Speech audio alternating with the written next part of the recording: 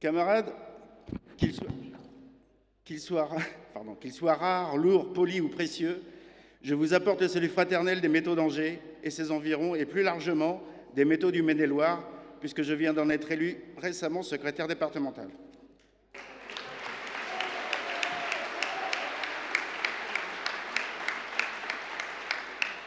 Oui, je sais, il faut que je paye un verre à certains. Camarades, l'actualité pour la métallurgie est aujourd'hui rythmée par le manque de composants électroniques, mais aussi d'autres pièces et matériaux, ce qui provoque un fort ralentissement de la production dans les usines et met au chômage partiel des centaines de salariés dans notre département. Soyons clairs, camarades, cette situation n'est pas seulement due à la situation sanitaire, mais avant tout, cette situation est la conséquence des politiques industrielles qui ont conduit et conduisent encore à une forte désindustrialisation de notre pays. Et cela au détriment des salariés qui, par centaines de milliers, ont perdu leur emploi, tandis que les patrons et les actionnaires ont engrangé d'énormes profits, qui pour certains ont été qualifiés de profits records dans la dernière période.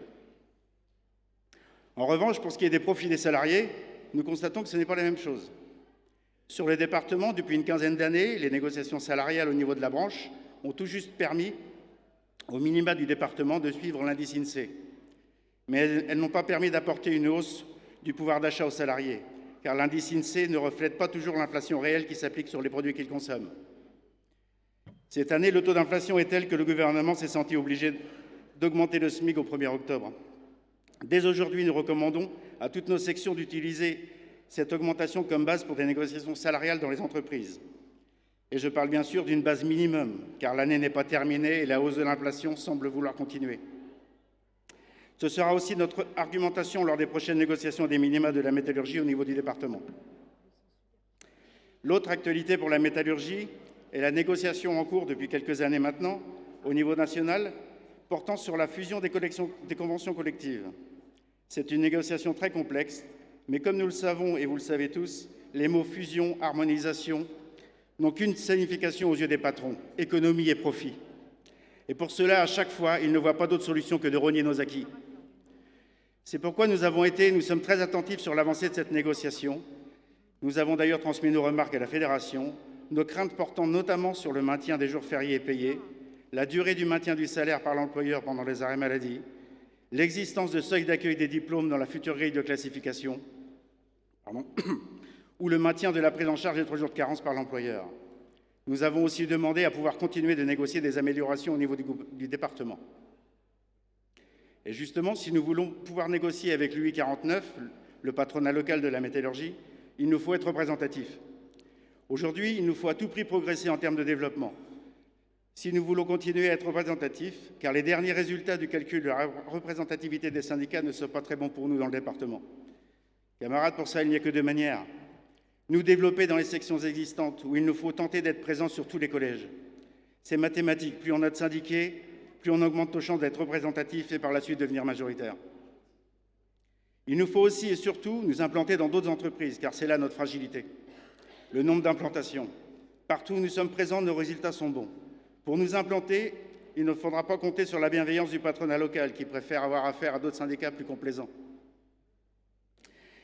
Pour réussir cela, lors de notre dernier congrès, les métallos du 49 ont décidé de continuer et amplifier le plan de développement déjà mis en place, ce qui a déjà abouti à des nouvelles implantations, notamment on a vu la CAIB récemment et on a PACAR sur Angers et ça va continuer.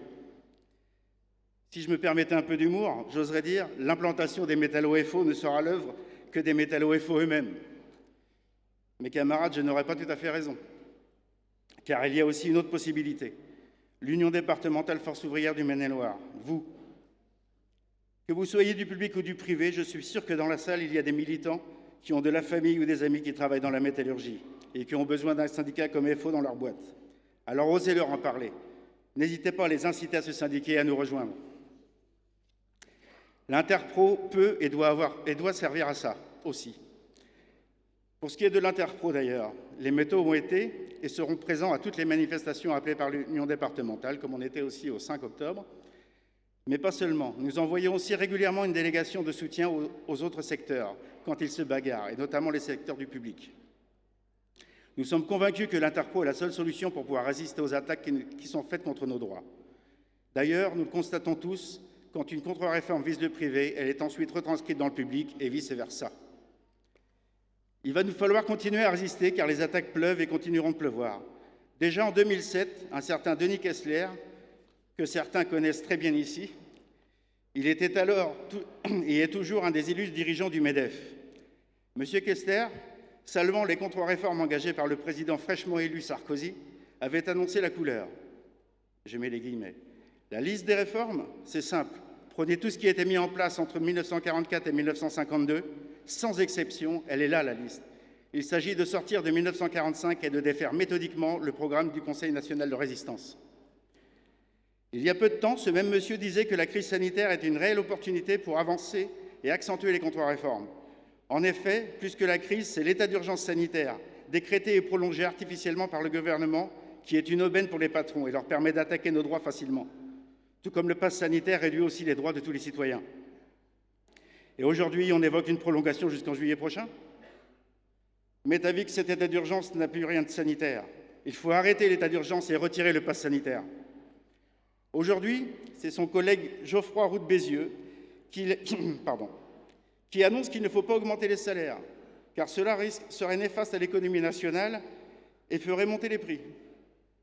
Pourtant, lors d'une de mes dernières formations prodiguées par le CFMS, Découvrir l'économie, que je vous conseille à tous d'ailleurs, j'ai appris que l'histoire a prouvé que dans les périodes de forte augmentation de salaire, il y avait automatiquement hausse de la consommation et du produit national brut. Cherchez l'erreur. Alors, dans cette situation, oui, aujourd'hui, face à la flambée des prix du carburant, des énergies et de l'inflation en général, plus que jamais, il y a urgence à augmenter les salaires et les pensions. Et pourquoi pas renationaliser les secteurs clés de l'énergie et de l'industrie pour se mettre à l'abri des spéculateurs. Oui, aujourd'hui, face au chômage massif de la jeunesse, il faut réformer le système de retraite, mais pour revenir aux 37 annuités et demie. 40 ans, c'est déjà trop. Oui, aujourd'hui, la crise sanitaire nous l'a prouvé, nous avons besoin d'un vrai système de santé publique. Il faut plus de lits, plus de moyens, plus de personnel pour nos hôpitaux. Oui, aujourd'hui, plus que jamais, pour pouvoir résister et l'emporter face aux attaques contre nos acquis, il nous faut un syndicat FO libre et indépendant, encore plus fort. Merci de m'avoir écouté, camarades. Vive l'Interpro, vive l'Union départementale Force ouvrière du Maine-et-Loire et vive la Confédération FO.